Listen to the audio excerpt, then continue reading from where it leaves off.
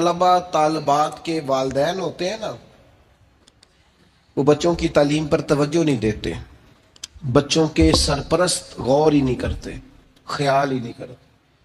مدرسہ داخل کرا دیا ادارے میں بچے کو، پھر کبھی پلٹ کے پوچھا نہیں اس کی قابلیت کیا ہے، یہ کیا پڑھتا ہے۔ میں ہمیشہ دوستوں سے کہا کرتا ہوں مدرسوں میں بچے نہ داخل کرائیں، مدرسوں کے ساتھ وابستہ ہوں، آپ آئیں اس کی معلومات کریں، اس کے بارے میں پوچھیں کیا پڑھتا ہے، کہاں پہنچا ہے، کیا کر رہا۔ لیکن یہ دلچسپی نہیں ہوتی، بلکہ بڑے احسان جتلاتے ہیں والد صاحب۔ ناراض نہ ہوئیے گا، والد کہتے ہو جی مجھے تو کام سے فرصت نہیں۔ کون سا کام؟ سال کے بعد دوستوں کے ساتھ مری جانے والا کام؟ کون سا کام؟ ہوٹلوں پہ کھانے کا کام؟ کون سا کام؟ موبائل دیکھنے کا کام؟ کس کام سے فرصت نہیں؟ اللہ ماشاءاللہ میں تو بیزی رہتا ہوں، لہذا میں بچے کے پیچھے، تو کون جائے گا بچے کے پیچھے؟ کون خبر؟ میں نے پہلے بھی کہا تھا ہم نے اپنے بچوں کو سارا کچھ دیا ہے، اعتماد نہیں دیا۔ ان کے ساتھ تو کوئی شخص اگر ظلم زیادتی کر رہا ہوتا ہے تو وہ ہمیں بتاتے نہیں، اس لیے کہ والد تو اتنا غصہ کریں گے، کہاں بات چلی جائے گی، وہ تو بات سنیں گے نہیں۔ ہمارا بچہ ہمارا دوست ہو، وہ ہم سے اپنا دکھڑا تو کہہ سکے، وہ اس کے اندر اگر کوئی پریشانی ہے تو والدین سے ڈسکس تو کر سکے، ان کو بتا تو سکے یہاں میں آزمائش کا شکار ہوں۔ لیکن وہ ہمارا مزاج ہی نہیں، ٹائم ہی نہیں ہمارے پاس، اتنا کون وقت دے کے بچوں کو۔ یاد رکھنا سب سے قیمتی سرمایہ اگر ہمارے پاس کوئی ہے تو ہماری اولاد ہے۔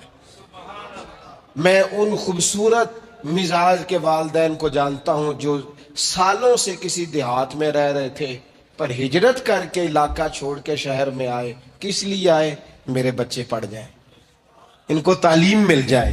کس لیے انہوں نے ڈبل نوکریاں کی؟ میرے بچے پڑھ جائیں۔ تھوڑا سا بچوں کے پیچھے آئے، ان کی سرپرستی کریں، آپ ان سے پوچھیں کہ وہ کیا چاہتے ہیں، ان کے اساتذہ کے ساتھ اٹیچ ہوں۔ یہ بچہ ہے، نرم و نازک کمپل جو ہوتی ہے نا، اس کو کئی چیزوں کی ضرورت ہوتی ہے۔ پودے کو پانی بھی چاہیے، اسے مناسب نمی کی ضرورت ہے، اسے سورج کی تمازت کی ضرورت ہے، اگر اس کے ساتھ کوئی جڑی بوٹی آئے گی تو وہ کاٹنے کی بھی ضرورت ہے۔ یہ ساری ضروریات بنیں گی تو پودا بڑا ہوگا۔ ہم یہ کام ہی نہیں کرتے، بچوں کی سرپرستی نہیں کی جاتی۔ اور ایک پانچواں سبب ہے تعلیم کے عام نہ ہونے کا، وہ یہ ہے کہ تعلیم بکتی ہے، تعلیم کی تجارت ہوتی ہے۔ یکساں نصاب تعلیم نہیں، یکساں معیار تعلیم نہیں ہے۔ تین چیزیں ایسی ہوتی ہیں جو کسی قوم میں کبھی نہیں بکنی چاہیے۔ ایک قانون، ہر شخص کو اس کے دروازے پر انصاف ملے۔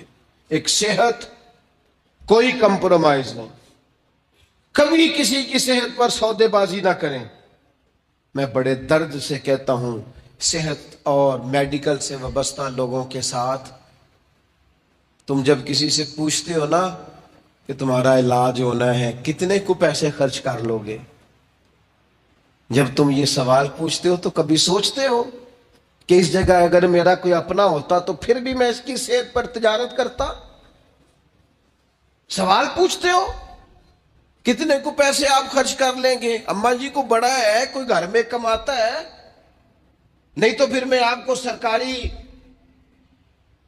ہاسپٹل کا ایڈریس لکھ دوں، آپ وہاں چلے جائیں۔ کچھ تو خیال کریں، کچھ تو سوچیں۔ صحت پر بھی کمائی کی جائے گی، قانون پر بھی اور تعلیم کو بھی بیچا جائے گا۔ وہ عالم، وہ واعظ، وہ خطیب جس نے الف با تا سا سے لے کر بخاری شریف تک مفت پڑھا ہے استادوں سے، اسے کو کہتا ہے تقریر کرانی ہے تو کہتا ہے 40,000 ہے تمہارے پاس، تو 40,000 دے کے پڑھا ہے؟ تو نے پیسے دیے پڑھائی کے؟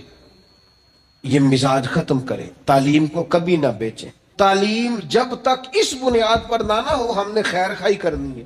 ہمارے استاد صاحب فرمایا کرتے تھے طلباء سے فرما برداری کا بھی لالچ پیدا نہ کرنا، اس بات کا بھی لالچ پیدا نہ کرنا کہ یہ تمہارے جوتے اٹھا کے تمہارے سامنے رکھیں گے، انہیں خالص اللہ کی رضا کے لیے پڑھانا، رب تمہارے دلوں میں نور پیدا فرما دے گا۔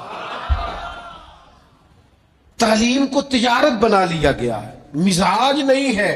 اب جس کے پاس پیسے ہیں وہ مہنگے ادارے میں اپنے بچوں کو پڑھا لے، جس کے پاس نہیں ہے، سرکاری بلڈنگیں بڑی بڑی ہیں اسکولوں کالجوں کی، لیکن وہاں اگر معیار کو ٹھیک کیا جائے، وہاں اور یہ جتنے لوگ بعد میں بڑا کالج بناتے ہیں نا،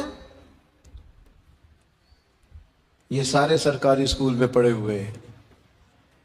یہ جو بعد میں کہتے ہیں نا کہ میں نے 4000 روپیہ فیس لینی ہے پہلی کلاس کی، یہ خود 3 روپیہ مہینہ دیا کرتے تھے۔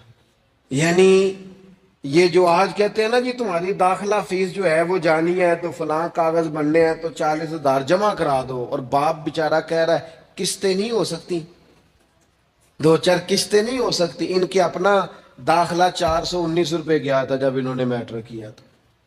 کیوں ہم بھول گئے اس وقت کو کہ جب ہمیں تعلیم کی ضرورت تھی تو کشادہ تھا ہمارے لیے مسئلہ، اور ہم نے لوگوں کے لیے تعلیم کو تجارت کبھی نہ بنائے، تعلیمی مزاج پیدا کریں۔ ہاں یہ میں آپ کو صحیح بتاتا ہوں کہ جہاں تعلیم مفت ہوتی ہے نا وہاں کچھ قدر کم ہوتی ہے، لیکن اب اس کو دیکھ کر کیا ہم ان چیزوں کی تجارت شروع کر دیں گے جو چیزیں ٹھیک نہیں؟ تعلیم کے مزاج کے اندر سے تجارت کو ختم کیا جائے اور قومی سطح پر ختم کیا جائے۔ اور میں تعلیمی ادارے چلانے والوں سے کہوں گا خدا را اس کو قومی، ملی اور دینی فریضہ سمجھ کے سر انجام دو۔ تم ان طالب علموں کی خدمت تو کر کے دیکھو، اللہ تمہارے دل کو راحت کتنی عطا فرماتا ہے، اللہ تمہیں سکون کتنا دیتا ہے۔ تم ان کے لیے آسانیاں فراہم کرو، بندوبست کرو، کوشش کرو، وسائل جمع کرو، جدوجہد۔ یہ بڑا مشکل کام ہوتا ہے، بڑا مشکل کام ہوتا ہے کسی کو جا کے یہ کہنا کہ میرے مدرسے کے ساتھ تعاون کر، اور اپنی جو آپ کی پرسنالٹی ہے اس کو کمزور کرنا، اور کسی کو تعاون کس کے لیے کرانا؟ ادارے کے لیے، اپنی شخصیت کو تھوڑا سا کمزور کر کے، لیکن کام بڑا اونچا ہے، ڈیوٹی بڑی اونچی ہے۔ تو اپنے مزاج کے اندر، اور سب سے اہم اور ضروری بات ختم کرنے سے پہلے ہم خود سارے علمی ذوق پیدا کریں، ہماری اپنی طبیعت ہو کہ ہم نے علم سیکھنا ہے۔ جب ہم خود علمی ذوق پیدا کریں گے، مزاج علمی بنائیں گے، طبیعت علمی بنائیں گے، تو آپ یقین کریں کہ خود بخود علم پھیلے گا۔ نبی پاک صلی اللہ تعالیٰ علیہ وسلم کے کبار صحابہ جو تھے ان کا مزاج علمی تھا، ان کی طبیعت علمی تھی۔ حضرت سیدنا جابر ابن عبداللہ رضی اللہ تعالیٰ عنہ کو پتہ چلا، اب انہوں نے بھی حضور کے سامنے وقت گزارا تھا، ان کو پتہ چلا کہ مصر میں ایک صحابی ہیں حضرت عبداللہ بن انیس رضی اللہ تعالیٰ عنہ، ان کے پاس حضور کی ایک حدیث موجود ہے۔ تو حضرت جابر ابن عبداللہ نے نیا گھوڑا خریدا، اس پر آپ نے کجاوا ڈالا اور اسپیشل سفر طے کر کے نا تو مصر گئے۔ پہلے تو دروازے پہ دستک دی تو باہر جو آیا اسے جا کے کہنے لگے ان سے کہو جابر ابن عبداللہ ہیں مدینہ شریف سے۔ حضرت عبداللہ ابن انیس کو اندر جب خبر ملی وہ آیا تو فرمایا جاؤ جا کے دوبارہ پتہ کرو واقعی جابر بن عبداللہ میرے گھر آ گئے، جا کے پتہ کرو سماعت نے صحیح سنا۔ تو باہر جا کے سنا، کہا جی وہ واقعی وہ دوڑے آئے، کہا جناب اتنی مہربانی۔ کہنے لگے مجھے کسی نے بتایا تھا کہ آپ کے پاس سرکار کا ایک فرمان ہے اور جو میں نے نہیں آج تک سنا، تو لہٰذا میں وہ حدیث سننے کے لیے مدینے سے آیا ہوں۔ انہوں نے کہا جناب آپ تشریف لائیں، بیٹھیں، چائے پانی کھانا آرام۔ کہنے لگے نہیں یار، کھیتی باڑی کرنے والا ذمہ دار آدمی ہوں، ٹائم میرے پاس اتنا نہیں ہے، بس تو مجھے نہ میرے حضور کا وہ فرمان سنا۔ انہوں نے نبی پاک کی وہ بات سنائی، وہ پھر گھوڑے پہ بیٹھے اور مدینہ طیبہ تشریف لے گئے۔ آپ میری بات کو سمجھے، یہ جب ہمارا مزاج ہوگا نا، یہ ہمارا مزاج ہوگا۔ ہمارے ہاں چونکہ جمعے والے دن مفت بیان ہوتا ہے، لہذا بیچارے خطیب صاحب کوئی ڈیمانڈ نہیں کر رہے ہوتے، صرف اتنا کہہ رہے ہوتے ہیں ٹائم پہ آ جایا کرو، کچھ نہیں، صرف ٹائم پہ۔ لیکن وہ ٹائم پہ کیا آنا ہوتا ہے، بعض مساجد میں نے دیکھا ہے جو آ جاتے ہیں وہ بڑے پریشان ہوتے ہیں، وہ بیچارے گھڑیاں دیکھ رہے ہوتے ہیں کہ مولانا صاحب آپ حدیثیں سنا رہے ہیں اور اتنا ٹائم آپ نے لگا دیا، میں تو مصروف بڑا ہوں۔ مطلب آپ کی روایتیں سناتے سناتے اگر 15 خبریں رہ گئی تو وہ تو پتہ نہیں ملک میں کیا ہو جائے گا۔ آپ کے خبریں سننے، دیکھنے، تبصرہ کرنے سے کوئی انقلاب آنے والا نہیں ہے۔ اپنی زندگی میں مزاج علمی بنائیں، ذوق علمی بنائیں، جو سیکھیں اسے یاد کریں، اسے لکھیں۔ لوگ آتے ہیں نا، اکثر فرماتے ہیں، تو میں ان سے کہا کرتا ہوں کہ تقریریں ہم نے بڑی سن لی ہیں، اب تو انہیں یاد رکھیں، آگے پھیلائیں اور ان پر عمل کریں اور ان چیزوں کو جمع کریں۔ ایک کاغذ قلم ہونا چاہیے نا، جو بندہ سنے اسے لکھے۔ اس میں اللہ تبارک و تعالیٰ نے 2 لوگوں کا واقعہ بیان کیا ہے۔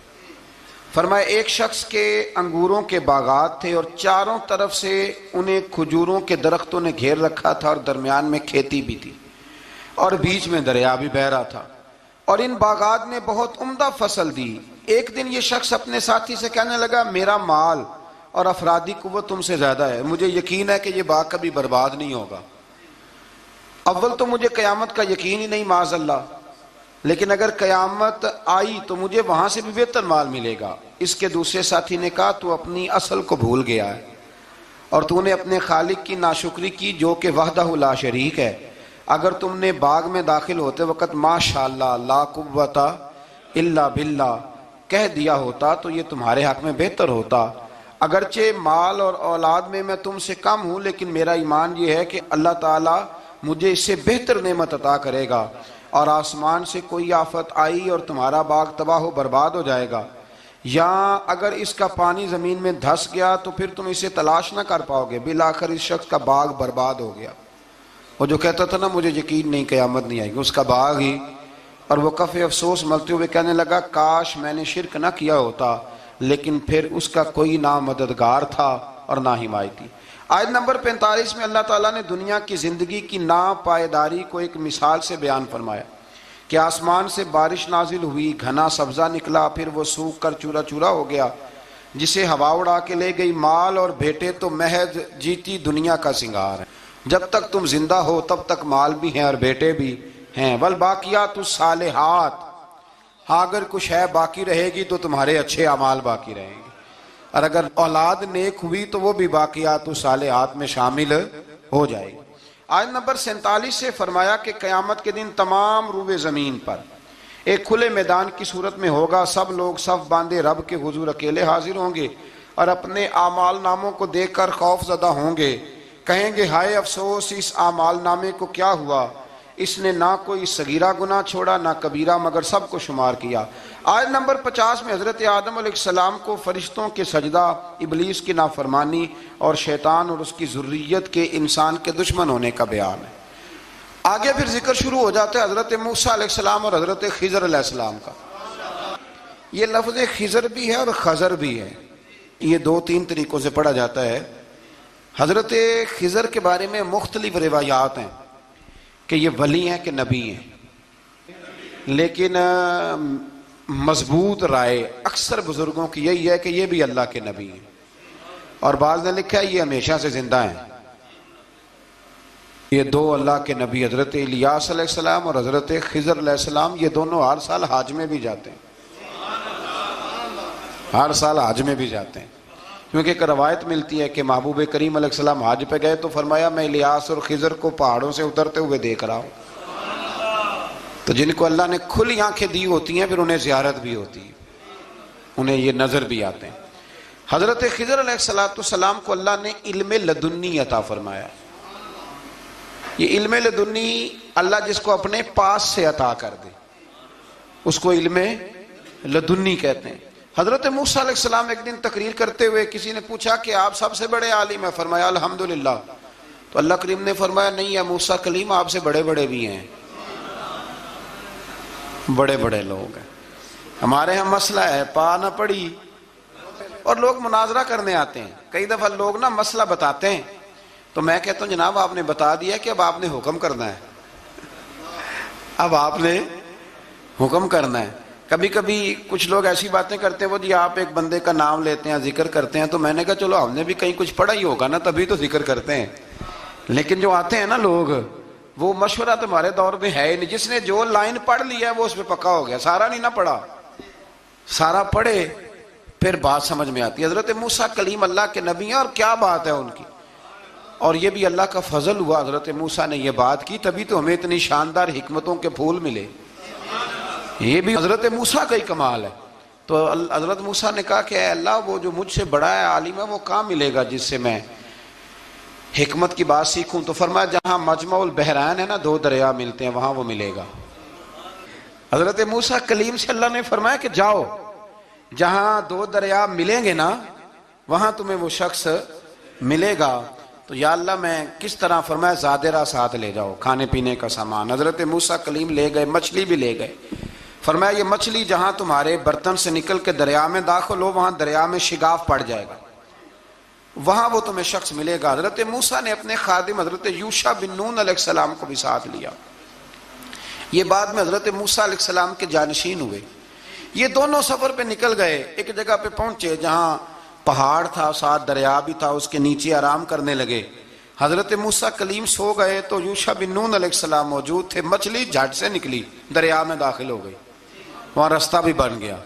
اب اٹھے حضرت موسیٰ کلیم، جب اٹھے تو فرمایا چلو چلیں، تھوڑا آگے جا کے فرمایا بھوک لگ رہی ہے، کھانا تو نکالو۔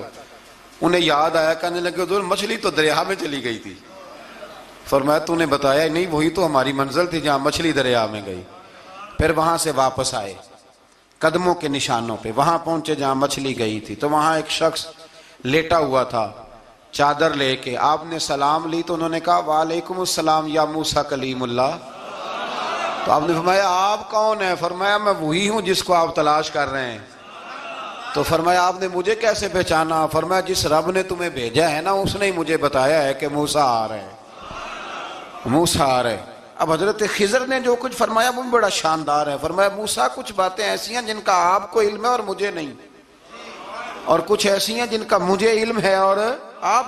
اللہ اکبر، یہ کبھی ہماری سمجھ میں بات آ جائے، یہ کبھی سمجھ میں آ جائے۔ کچھ باتیں ایسی ہیں جس کا مجھے علم ہے، اور یہ بڑے بڑے سیانے بندے نہیں مانتے، بڑے بڑے میں عالم ہوں جی، تو آپ عالم ہیں میاں ایک شعبے کے، لیکن بہت سارے دنیا میں شعبے ہیں نا، دین کے عالم کا درجہ سب سے بڑا ہے، لیکن قانونی مشاورت کرنی ہے تو آپ وکیل سے کریں گے، گاڑی کے بارے میں پوچھنا ہے تو کسی مکینک سے پوچھیں، لیکن آپ بن کے نہ بیٹھ جائیں۔ فرمایا جس کا آپ کو علم ہے مجھے نہیں، اور جس کا مجھے علم ہے ان میں سے آپ کو نہیں۔ تو کہا میں پھر آپ کے ساتھ رہنا چاہتا ہوں اور میں وہ سیکھنا چاہتا ہوں جو آپ بتا رہے ہیں۔ تو حضرت خضر فرمانے لگے صبر کر لیں گے میرے ساتھ؟ یہ سب سے مشکل کام ہے، یہ سب سے، یعنی ہر بات کی تو یہاں لوگوں کو وضاحت چاہیے۔ کھانسے بھی تو آپ کو بتانا پڑے گا کھانسے کیوں، ہنسے بھی تو آپ کو بتانا پڑے گا ہنسے کیوں۔ بھئی بزرگ ہیں، بزرگوں کی باتوں میں حکمتیں ہوتی ہیں، لیکن ہم حکمت کی طرف جانے کو تیار نہیں ہوتے، ہمیں تو فوری طور پہ جواب چاہیے، حل چاہیے۔ حضرت موسیٰ علیہ السلام جناب خضر کے ساتھ چلے، فرمایا صبر کروں گا، میں چلتا ہوں آپ کے ساتھ۔ دریا کے قریب گئے کشتی میں بیٹھنے کے لیے، تو کشتی والوں نے حضرت خضر کو پہچان لیا، بغیر کرائے کے سوار کرایا، اور جب پار اترنے لگے تو حضرت خضر نے کشتی کا ایک تختہ ہی توڑ دیا۔ حضرت موسیٰ کہنے لگے یہ آپ نے کیا کیا؟ انہوں نے نیکی کی، آپ نے تختہ توڑ دیا۔ فرمایا آپ کو کہا تھا نا آپ نے صبر نہیں کرنا، آپ کو کہا تھا نا۔ فرمایا چلو میں صبر کروں گا۔ تھوڑا آگے گئے تو ایک نوجوان لڑکا، ابھی چھوٹی عمر ہے، وہ ملا۔ حضرت سیدنا خضر علیہ السلام نے اسے قتل ہی کر دیا۔ فرمانے لگے آپ نے قتل ہی کر دیا؟ ایک قرآن مجید ہے بھائی، میں کبھی کبھی سوچتا ہوں یہ ہم کسی درویش کی بات سناتے تو بندے اڑ جاتے، فتوے نکلتے کہ نہ نکلتے؟ میرا خیال ہے ہر مسجد سے نکلتے، اور فتوے ایک ایک جتنے مسجد میں نمازی ہوتے سب کے ہاتھوں میں فتوے ہوتے۔ قتل کر دیا، قتل ہی ہو گیا بندہ۔ تو حضرت سیدنا موسیٰ علیہ السلام فرمانے لگے آپ نے قتل ہی کر دیا۔ فرمایا میں نے کہا تھا نا آپ نے صبر نہیں کرنا۔ آپ فرمانے لگے چلو اگر اب میں بولا نا تو بے شک آپ مجھے علیحدہ کر دیجئے گا۔ حضرت موسیٰ کلیم اب بولا تو علیحدہ کر دیا۔ ایک بستی میں داخل ہوئے، بستی کے لوگوں سے پانی مانگا تو انہوں نے پانی بھی نہ دیا، آرام کرنے کو جگہ بھی نہ دی، پر وہاں ایک دیوار گر رہی تھی، حضرت خضر علیہ السلام نے سیدھی کرنی شروع کر دی، ساری دیوار بنائی۔ تو حضرت موسیٰ کہنے لگے کن لوگوں کی خدمت کر رہے ہو جنہوں نے پانی بھی نہیں دیا، انہوں نے پانی تک نہیں پوچھا۔ فرمانے لگے بس بھئی آپ نے وعدہ کیا تھا کہ اب بولیں گے تو بے شک علیحدہ کر دینا، آپ بولیں، اب آپ کا اور میرا ساتھ زیادہ نہیں چل سکتا، آپ بولیں۔ جو بول پڑے نا، غلامی کرے تو رستے لمبے چلتے ہیں، اور جو بولے نا جس کو وضاحتیں چاہیے ہو وہ غلام نہیں ہوتا۔ اس کے ساتھ پھر باتیں لمبی. ہاں تو آنکھ بند کر کے چل. ہاں آزم یاتے لائیے ہی نہ تجھے لائیے تھے. پھر آنکھ بند کر کے پیچھے چل کے بات ختم ہو گئی. حضرت خضر علیہ السلام نے جب کہا نا کہ اب آپ کا وعدہ ختم ہو گیا, فرمایا میں آپ کو جانے سے پہلے حکمت بتاتا ہوں. یہ وہ علم ہے جو اللہ نے مجھے اپنے پاس سے عطا فرمایا ہے. یہ وہ ہے جو علم لدنی ہے. کہا جناب کیا مطلب؟ فرمایا وہ جو میں نے تختہ توڑا تھا نا, تو یہ مسکین بچے ہیں جن کی کشتی تھی, تو دریا کے اس پار بادشاہ کھڑا تھا. وہ جو صحیح صحیح کشتیاں ہوتی تھی قبضے کر لیتا تھا, اور جو تھوڑی سی ٹوٹی پھوٹی ہوتی تھی نا وہ چھوڑ دیا کرتا تھا. تو میں نے تھوڑی سی کشتی ان کی اس لیے توڑ دی ہے تاکہ دیکھے گا تو چھوڑ دے گا, اس لیے میں نے بھلا کیا ہے. اور فرمایا وہ جو بچہ میں نے قتل کیا نا وہ شروع سے ہی کفر کا دل دادا تھا. اس کے ماں باپ نیک تھے. اگر بڑا ہوتا جوان ہوتا تو ہو سکتا ہے ماں باپ کو بھی کفر میں مبتلا کر دیتا. اب اس کے بدلے اللہ انہیں صالح بیٹا عطا فرمائے گا. تو یہ بھی میں نے اللہ کے دیے ہوئے علم سے کیا. اور فرمایا یہ جو دیوار میں نے نبی ہو کے یا ولی ہو کے مزدوری کر کے دیوار بنائی ہے نا, اللہ اکبر, فرمایا یہ دیوار عام لوگوں کی نہیں, یہ یتیم بچوں کا خزانہ ہے دیوار کے نیچے. یہ گر جاتی تو خزانہ ظاہر ہو جاتا, اور بچائی اس لیے ہے کہ وَكَانَ أَبُوهُمَا صَالِحًا, ان بچوں کا باپ نیک آدمی تھا. ان کا باپ, قاضی ثناء اللہ صاحب پانی پتی فرماتے ہیں ڈائریکٹ باپ نہیں تھا, 7ویں نسل میں جا کے باپ بنتا تھا. سن لیں یہ بھی بات, ایک بندہ نیک ہو تو اس کی 7 نسلوں تک رب خزانوں کی بھی حفاظت فرماتا ہے. اب آپ اندازہ فرمائیں کہ بات کتنی دور تک جاتی ہے. بزرگوں کی باتوں میں نا حکمتیں ہوتی ہیں, دانائیاں ہوتی ہیں. یہ طریقت کے جو لوگ ہوتے ہیں انہیں سبق یہ دیا جاتا ہے کہ آمنا وصدقنا, ماننا ہے اور تصدیق کرنی. ہمارا معاملہ یہ ہے کہ یہاں وضاحت دینی پڑتی. وہ جی وہاں کیا ہوا تھا, وہ جو گاڑی آپ کے پاس ہے تو وہ کہاں سے آئی, تو وہ جو کل آپ نیا جوڑا پہن کے آئے تھے تو وہ کدھر سے آیا. تو جو لوگ وضاحتیں مانگتے ہیں وہ اپنے نہیں ہوتے, ان کا غلامی کا رشتہ نہیں ہوتا. حبیب اور ہوتا ہے, شریک اور ہوتا ہے. شریک وضاحتیں مانگتے ہیں, حبیب محبت کرتے ہیں. ہمارا آج سب سے بڑا المیہ یہ ہے, سب سے بڑا, کہ ہم کسی حکمت کے تحت کوئی بندہ اگر کوئی کام کر رہا ہے تو مجبوری ہے کہ ہمیں وہ حکمت بتائی جائے. ایسا نہ کریں. یہ طریقہ حضرت غوث اعظم رضی اللہ تعالیٰ عنہ, حضور غوث پاک رضی اللہ تعالیٰ عنہ کو ایک شخص ملنے آ گیا. ملا علی قاری نے لکھا ہے, آپ کے ایک مرید نے کہا چل میرے پیر سے ملنے. کہنے لگا میں نہیں جاتا ملنے کسی پیر شیر سے. کہا نہیں آؤ تو صحیح. وہ آیا نا تو اس نے دیکھا کہ 50 گھوڑے عربی نسل کے کھڑے ہیں غوث پاک کے دروازے, موٹے تازے چوڑے عربی نسل کے گھوڑے. اس کے ذہن میں خیال آیا, کہنے لگا یار سواری کے لیے اگر رکھے ہیں تو ایک بھی کافی تھا, 50 کی کیا ضرورت تھی. اللہ اکبر. اب واقعی 50 کھڑے تھے, مرید کے پاس جواب ہی کوئی نہیں تھا. کہنے لگا یار پتہ مجھے بھی کوئی نہیں, لیکن حضرت صاحب نے رکھے ہیں تو حکمت ضرور کوئی ہوگی, حکمت ضرور کوئی, اس کی کوئی حکمت ہوگی. اللہ اکبر. وہ چلے گئے واپس. وہ روز تنقید کرتا, کیسا تیرا پیر ہے 50 گھوڑے رکھے ہوئے, کیسے تیرا پیر ہے 50 گھوڑے رکھے ہوئے. کچھ دن گزرے تو ملا علی قاری کہتے ہیں وہ اعتراض کرنے والے کے پیٹ میں کوئی تکلیف ہوئی. بغداد کے سب سے بڑے طبیب کے پاس گیا. اس نے کہا تیرا تو جگر تباہ ہو گیا ہے, عربی نسل کا ایک گھوڑا چاہیے, اس کو ذبح کریں گے, اس کا جگر نکالیں گے, اس کی دوائی بنا کے تجھے کھلائیں گے, اور 50 گھوڑے ہوں گے تو بچے گا.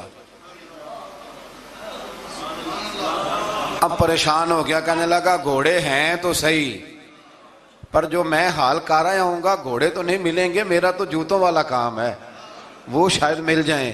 لیکن جب انسان مرنے لگتا ہے تو پھر اس کو ڈوبتے کو تنکے کا سہارا. اپنے دوست کے پاس گیا, کہنے لگا چل تیرے پیر کے پاس چلیں. اس نے کہا تجھے نہیں لے کے جانا, تو تنقید کرتا ہے. کہتا ہے ایک دفعہ چاہیے کیا, کا گھوڑے. کہنے لگا تیرے لیے رکھے ہیں کوئی, جا دوڑ جا, میرے حضرت صاحب کی ضرورت کیا ہے. لیکن جب غوث اعظم کی خانقاہ میں داخل ہوئے نا تو حضور غوث اعظم اٹھ کے ملے. اللہ والے دلوں میں باتیں نہیں رکھتے.